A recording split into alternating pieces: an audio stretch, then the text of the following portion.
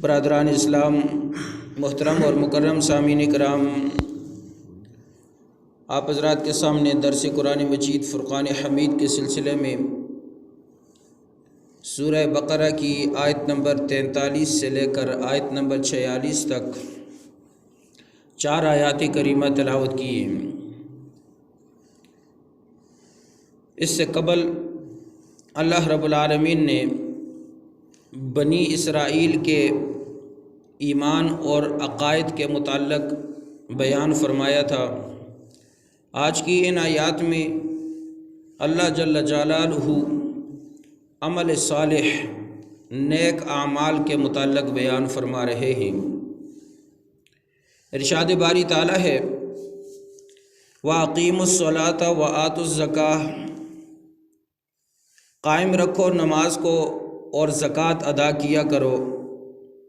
وَارْکَعُوا مَعَ الرَّاکِعِینَ، جھکنے والوں کے ساتھ نماز میں جھکو۔ أَتَأْمُرُونَ النَّاسَ بِالْبِرِّ وَتَنْسَوْنَ أَنفُسَکُمْ، کیا تم لوگوں کو نیکی کا حکم دیتے ہو اور خود بھول جاتے ہو اپنے آپ کو؟ لوگوں کو نیکی کا بتلاتے ہو اور خود اپنے آپ کو بھول جاتے ہو۔ وَأَنْتُمْ تَتْلُونَ الْکِتَابَ، حالانکہ تم کتاب کی تعلیم بھی حاصل کرتے ہو اور کتاب کو تلاوت بھی کرتے ہو اور پڑھتے ہو۔ افلا تعقلون، پھر کیوں نہیں سوچتے؟ واستعینوا بالصبر والصلاۃ، اور مدد مانگو اللہ تعالیٰ سے صبر اور نماز کے ذریعے۔ وَإِنَّهَا لَكَبِيرَةٌ إِلَّا عَلَى الْخَاشِعِينَ، اور البتہ وہ نماز بہت بھاری ہے مگر ان لوگوں پر بھاری نہیں ہے جو خشوع اور خضوع کرتے ہیں اور عاجزی کرتے ہیں۔ وہ عاجزی پیدا کرنے والے کون لوگ ہیں؟ الذین یظنون انہم ملاقو ربہم، وہ لوگ جن کو خیال ہے کہ وہ اللہ رب العالمین سے روبرو، اللہ رب العالمین کے سامنے پیش ہونے والے ہیں۔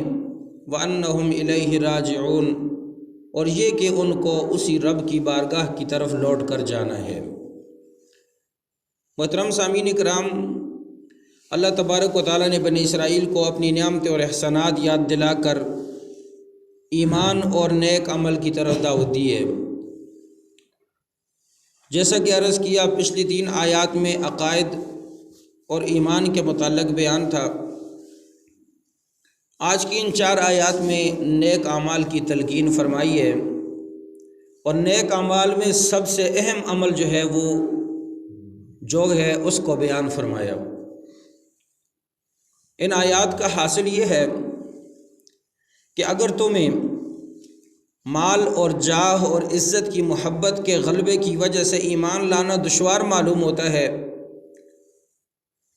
تو آؤ اس کا علاج تمہیں بتاتے ہیں کہ صبر اور نماز کے ذریعے سے مدد حاصل کرو۔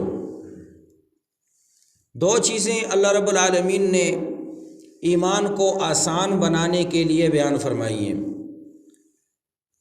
بنی اسرائیل قوم کو جو خطاب فرمایا، وہ ایمان قبول نہیں کرتے تھے۔ اللہ تعالیٰ نے فرمایا ہمیں معلوم ہے ایمان قبول نہ کرنے کی کیا وجوہات ہیں، وہ کون سی ایسی چیزیں ہیں جو تمہیں ایمان قبول نہیں کرنے دیتی۔ تو فرمایا وہ چیزیں 2 ہیں، ایک مال کی محبت، ایک عزت، جاہ اور مقام اور مرتبے کی محبت۔ ان دونوں چیزوں کے لیے 2 علاج بیان فرمائے۔ اگر یہ 2 علاج کرو گے تو ایمان قبول کرنا اور ایمان پر قائم رہ کر نیک عمل کرنا آسان ہو جائے گا۔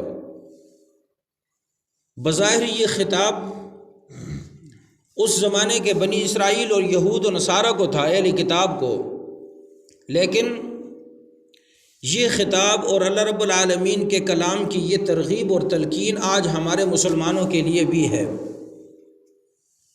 کہ اللہ رب العالمین کی اطاعت، اللہ کی بندگی ہمیں کیوں دشوار معلوم ہوتی ہے۔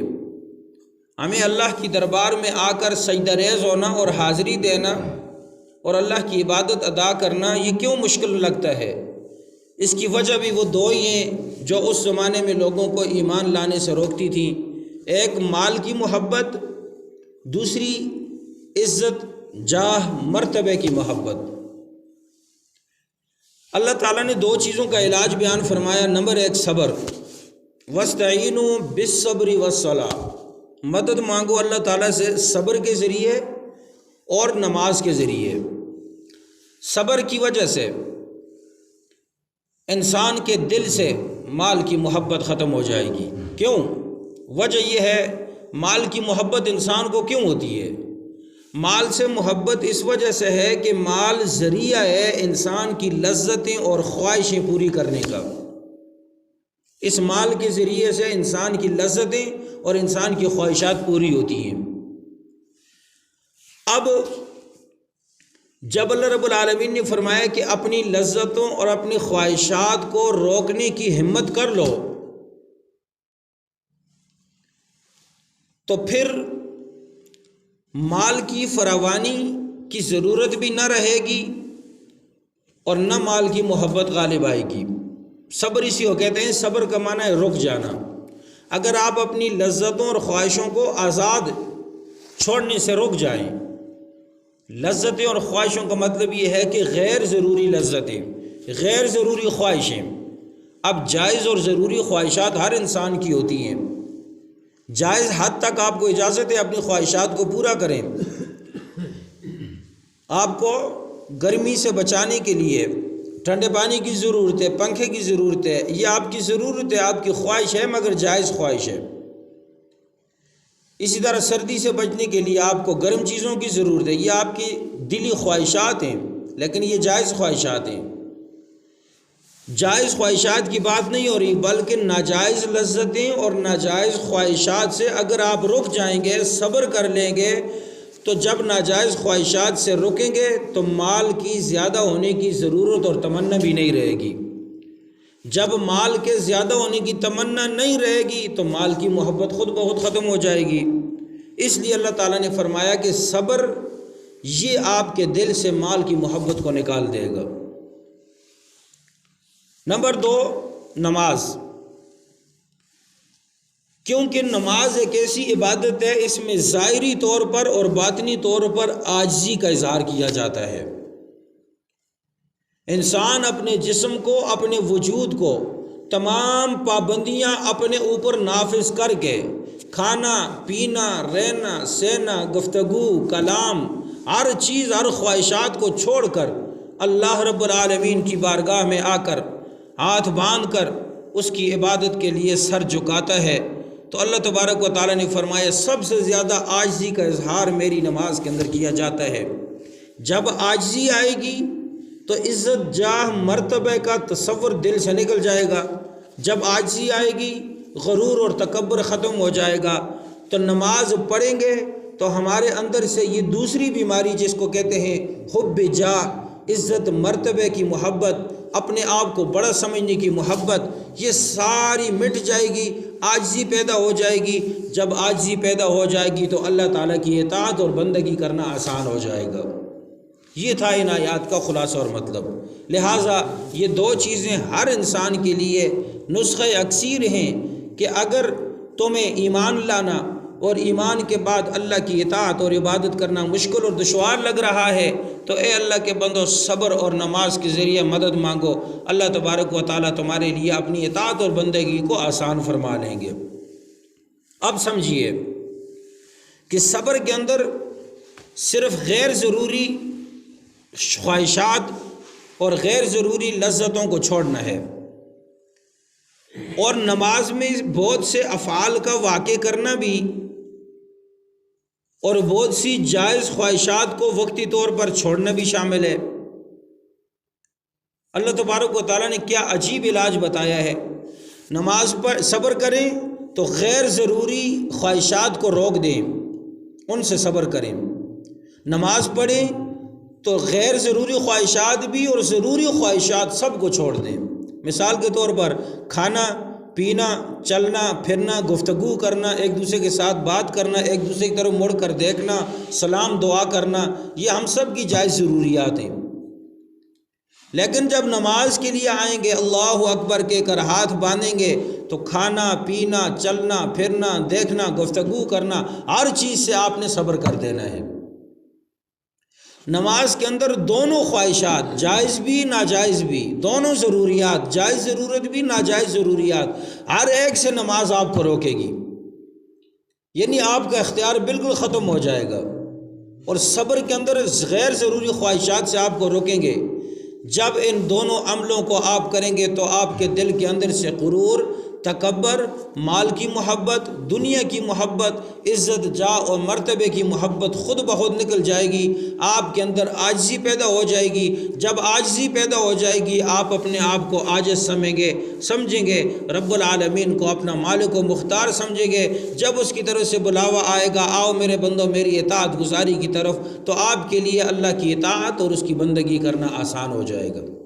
بہترین علاج ہے، لیکن علاج ہے تھوڑا مشکل۔ ظاہر ہے ڈاکٹر کے پاس آپ جائیں گے، ڈاکٹر کہے گا آپ کے گردے میں پتھری ہے، تو آپ ڈاکٹر سے کہیں گے میں نے دوائیاں کھائیں، میں نے یہ کیا وہ کیا، بہت بڑی میں نے اپنے اسباب استعمال کیے لیکن آرام نہیں آیا، تو ڈاکٹر آپ کو مشورہ دے گا، پھر آپ کے جسم کو کاٹنا پڑے گا، پھر آپریشن کرنا پڑے گا۔ اب آپ کہیں گے جی آپریشن تو بہت مشکل ہے، یہ تو بہت خطرناک چیز ہے، میں اپنے جسم کو کیوں کٹواؤں، میں اپنی آپ کو تکلیف کیوں دوں؟ اب سمجھدار لوگ اسے کہیں گے بھائی تھوڑی سی تکلیف برداشت کر لیں، قربانی دے دیں، اپنے جسم کو آپریشن کرنے دیں، تاکہ آپ کے اندر جو بیماری کی وجہ سے جو تکلیف ہے نا یہ آپریشن سے ختم ہو جائے گی۔ تو ہر شخص خوشی خوشی راضی ہو جاتا ہے اور ڈاکٹر کے سامنے لیٹ جاتا ہے، اپنے آپ کا جسم کاٹنے کے لیے راضی ہو جاتا ہے۔ اسی طرح صبر کرنا، اپنی غیر ضروری خواہشات کو چھوڑنا بہت مشکل ہے، کوئی آسان کام نہیں ہے، یہ بس زبان سے بولنا انسان کے لیے آسان ہوتا ہے۔ اسی طرح نماز میں آ کر تمام خیالات کو، تمام خواہشات کو ترک کرنا بہت مشکل کام ہے، لیکن اللہ تبارک و تعالیٰ نے اس کا بھی علاج بتایا کہ وَإِنَّهَا لَكَبِيرَةٌ إِلَّا عَلَى الْخَاشِعِينَ۔ ہمیں معلوم ہے نماز پڑھنا اور صبر حاصل کرنا بہت مشکل کام ہے، لیکن یہ مشکل ان لوگوں پر نہیں ہے جن کے دل عاجز ہیں، جن کے دلوں میں سکون ہے۔ باری تعالیٰ دلوں کو سکون حاصل کرنا ہی مشکل کام ہے نا، دل کو پرسکون رکھنا یہ سب سے مشکل کام ہے دنیا میں۔ ہمارے دلوں کو سکون کب آئے گا؟ اللہ تعالیٰ نے اگلی آیت میں اس کا علاج بھی بتایا، الذین یظنون انہم ملاقو ربہم وانہم الیہ راجعون۔ اے میرے بندو دو کام تم کر لو تمہارے دلوں کو سکون مل جائے گا۔ پہلا کام یہ ہے کہ اپنے دلوں کو، خیالات کو اس طرف موڑ دو کہ ہمیں ایک نہ ایک دن اپنے رب کے سامنے ملاقات کے لیے حاضر ہونا ہے۔ ایک کام یہ سوچو۔ نمبر 2 وَأَنَّهُمْ إِلَيْهِ رَاجِعُونَ، اور ہمیں اپنے اعمال نامے کے حساب کتاب کے لیے اللہ کی بارگاہ کی طرف لوٹ کر جانا ہے۔ نمبر 1 ہمیں اللہ سے ملاقات کرنی ہے، نمبر 2 ہمیں اپنے عملوں کا حساب دینا ہے۔ یہ دو فکر، یہ دو سوچیں، یہ دو خیالات آپ کے دل میں آ جائیں گے، اللہ کی قسم آپ کے دل کو سکون حاصل ہو جائے گا۔ جب دل کو سکون مل جائے گا تو آپ کے لیے یہ سارے کام کرنا آسان ہو جائیں گے۔ یہ علاج تھا، اور علاج کا طریقہ رب العالمین